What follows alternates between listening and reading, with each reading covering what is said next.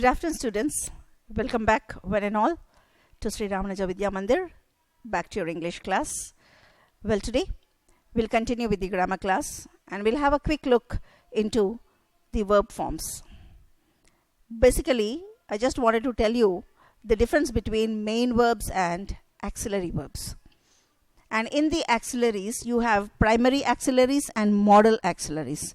Most of the students are getting confused with the modal auxiliaries. In the previous class, when I'm going along with the conditional clause, I have explained you that will, shall, can, may, in the same way, would, should, might, could. These are the modal auxiliaries. So, you get confused mostly when you are asked to fill in the blanks with a verb form. Now, some of the students get confused where to use may, where to use can, where to use might, where to use should. So, for learning the modal auxiliaries, we'll just have a look into the verbs, the main verbs, the auxiliary verbs, and then in the auxiliaries, the primary auxiliaries and the modal auxiliaries. It's a small lecture. Just get along. So, here we start, students, with the verb forms. I've already told you verbs are action words and they are a very, very important role in the sentence. They play a key role in the sentence. So first we'll see what the verbs are. There are two kinds of verbs, that is main verbs and auxiliary verbs. I've just now been telling you, students, I've told you there are two kinds of verbs, that is main verb and the auxiliary. So this acts the main part of the action. When an action is done in the sentence, we use this main verb to show the action of the sentence. But for the main verb, you need a supporting verb, a helping verb. So this is called auxiliary verb. Auxiliary verbs are nothing but they are the supporting verbs. Okay? Or you can say they are the helping verbs. So students, a main verb and auxiliary verb are important part of sentences. Both of them contribute to make a correct sentence. Don't think only the main verbs are important. Remember, students, how important are main verbs, that important are auxiliary verbs. Supposing I say he eating, it is a blunder mistake. It's a grammatical error. He is eating, he was eating. So is or was is a auxiliary verb, a helping verb. So unless and until is or was is there, you don't understand the time. He is eating is present, he was eating is past. So it tells the action when it is done, where it is done, how it is done. So this is very important. A main verb and auxiliary verb are important part of sentences. Both of them contribute to make a correct sentence. A main verb is a verb that expresses an action. What does a main verb do? It expresses an action. It shows the action. Like the example, read, play, work, eat, sleep, etc. So these are main verbs. You have the main verbs with ing forms, continuous forms, and V3, perfect forms. So read, read, read, reading. Eat, ate, eaten, eating. So for these main verbs, you have the three forms, V1, V2, V3, V1 plus ing. I've explained you before explaining the tenses. So I don't need to explain you that again. It's already told to you before the tenses. On the other hand, an auxiliary verb does not give major information of the terms of action. It doesn't tell what action. He's eating or jumping or playing, it doesn't tell. An auxiliary verb doesn't tell or doesn't give the major information of the action. But it tells more about the time. Auxiliary verb tells when. It doesn't show the action, but it tells when that action is done, not the nature of action. So main verb tells the nature of action and auxiliary verb tells the time of action. I suppose you understood, students. Okay. So we can say main verb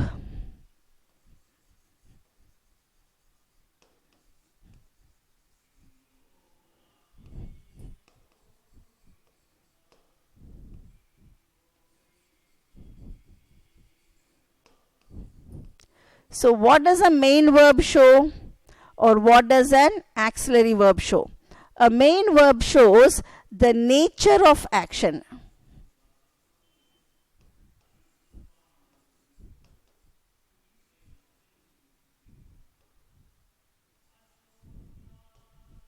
It shows the nature of action. What does an auxiliary verb shows? It shows the time of action.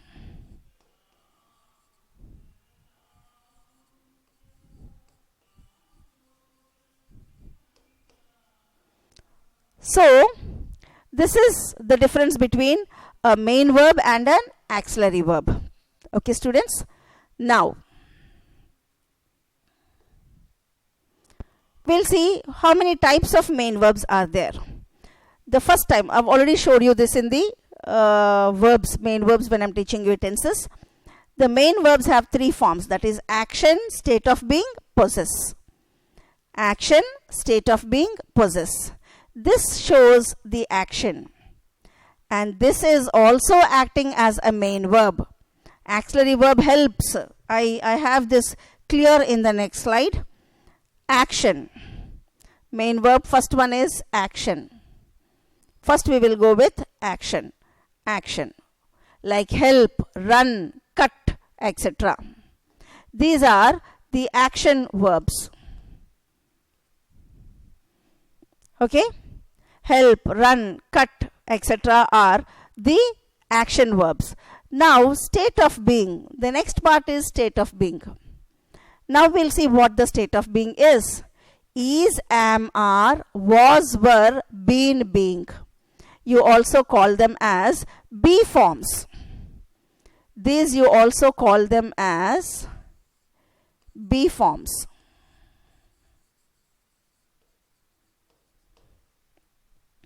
Okay, students. So state of being. In which state the subject is. Here action is the subject, what action they are doing is the action verbs. State of being, in which state they are there. Okay. Next one is possessions. The third one is possess. Possess means to take, to achieve, to have. So what are the possessions? Has, have, had, own, etc. He owns a car. He has a car. So this is possess. I suppose you remember I've told you students when in a interboard, when a question is given to a student, a junior inter student, I've told the student that he dash his breakfast daily at 7 a.m. The child wrote he is his breakfast daily at 7 a.m. It's such a blunder mistake. How can he become breakfast? So he is used for a state of being. Means the subject, in what state the subject is. This is clearly shown in the next slide, students. Example, Reena works in bank. Action word. Reena works in bank. So works is an action word. So this is a main verb. Okay, this is a main verb. Main verb. Ram is clever. In what state is Ram? He is in an intelligent state.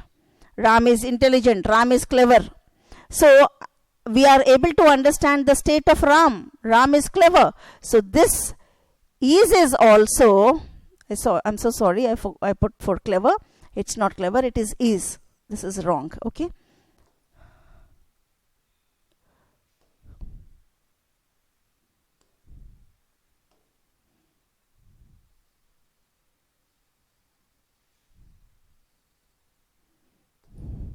Okay, it's not.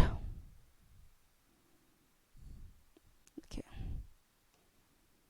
So it's not clever, it is. Is the underlined part. It's not clever. Fine, students. Now, Reena works in bank. Works is main verb. Ram is clever. Is also a main verb.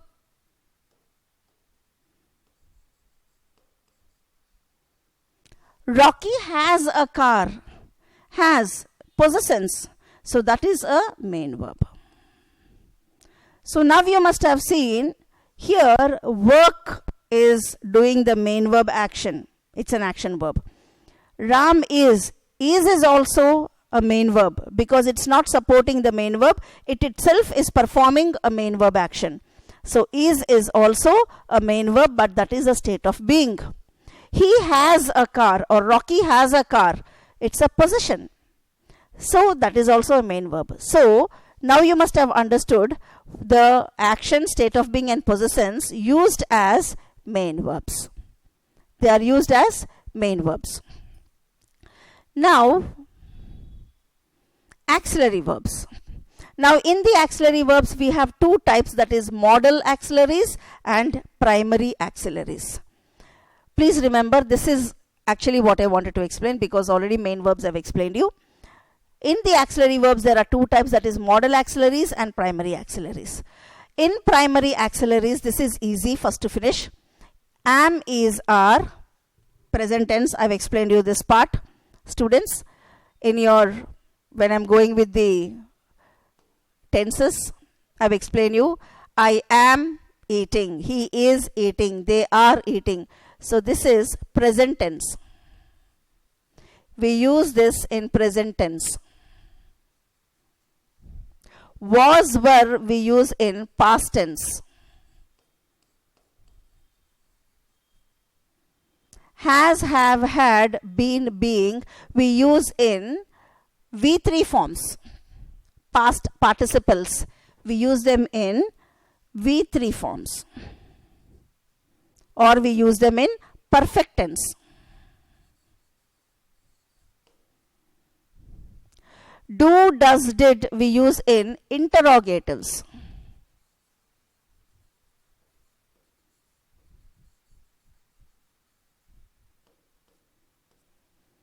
We use them in interrogatives. Been, beings we will use in passive tense, passive voice.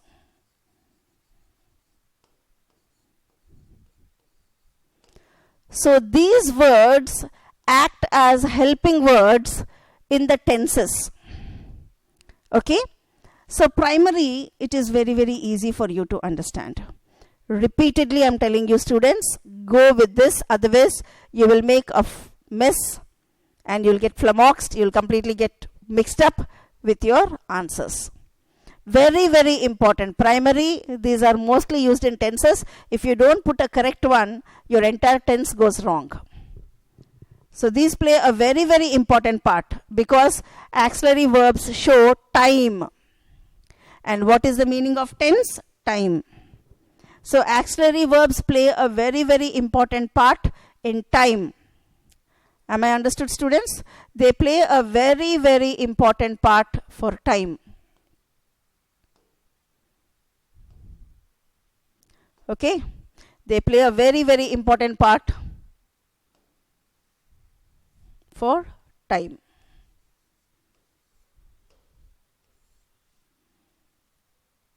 Because tenses means time. So remember, when you're using tenses, this plays a key role. Time plays a key role. Now coming up to the modal verbs. Okay, this part is easy, but let us see this part. Modal. Can, could. When are you going to use can and could? You will use can for the future tense and could for the past tense. He can drive a car. He could drive a car. He can drive a car. It shows the ability. He can drive a car. He could drive a car if you help him.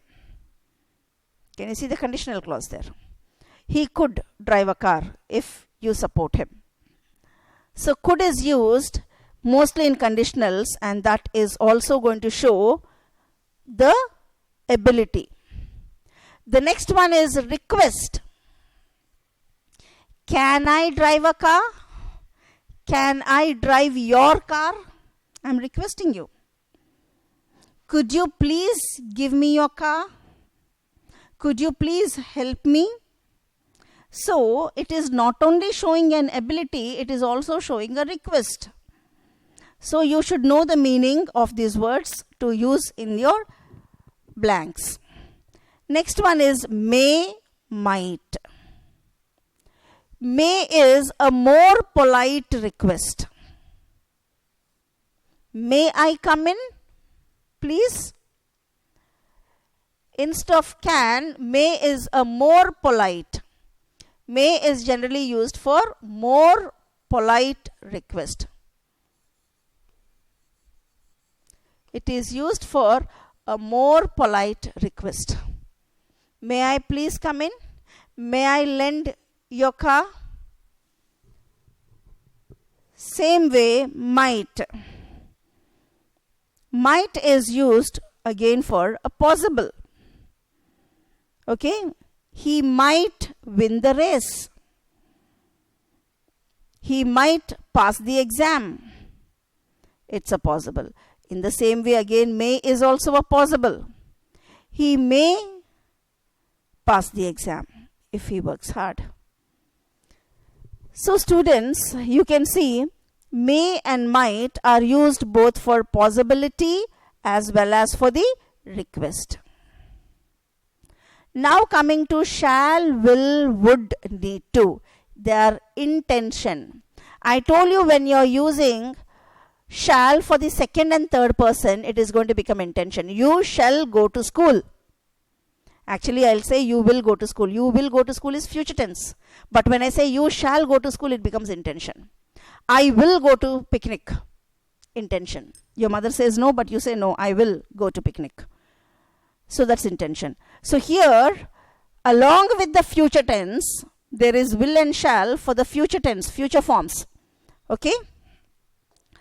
I forgot to put will and shall for the future forms.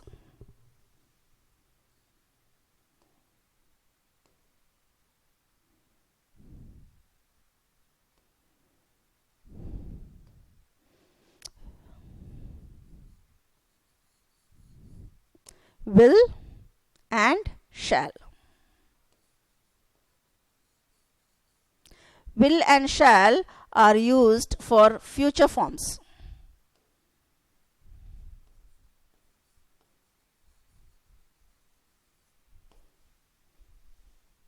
Now along with will and shall, here again will and shall are used for intention.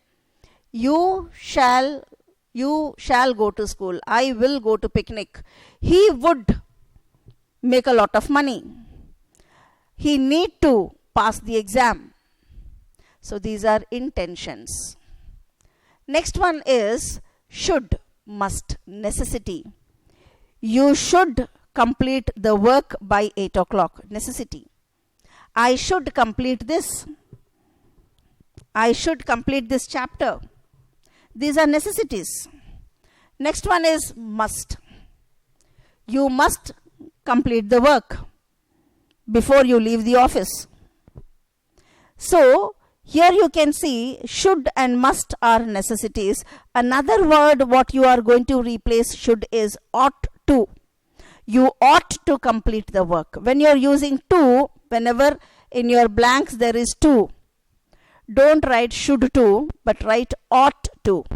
You ought to complete the work.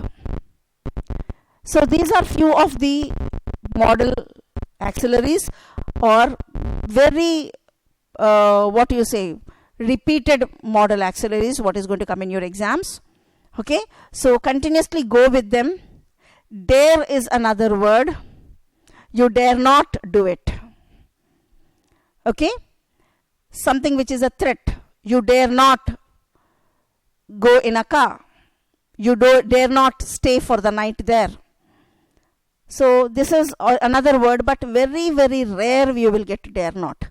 So I have not included in it, but mostly you will be having these modal auxiliaries for your exams.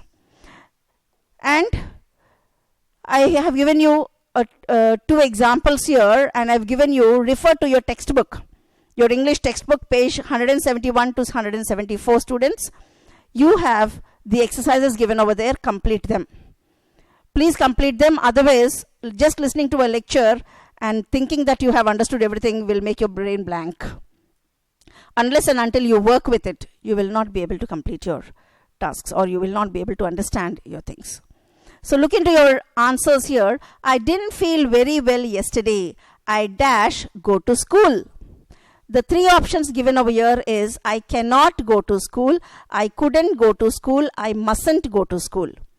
Now the first point what you have to understand is the tense. Yesterday is a past tense. So obviously cannot be the answer because it's a present tense. So could not, must not. Must not is acceptable for present tense and past tense. But what is must? It's an intention. So this is not intention. You are not well, it is not in your hands. So what is going to be the answer? Couldn't. I didn't feel well yesterday. I couldn't go to college. So that's the answer.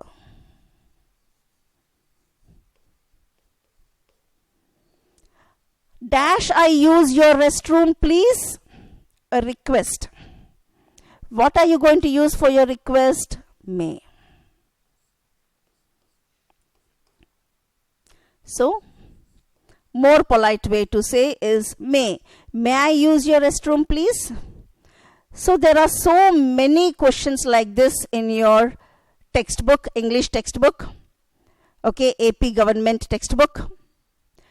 No, not a reference I'm telling, original AP textbook I'm saying.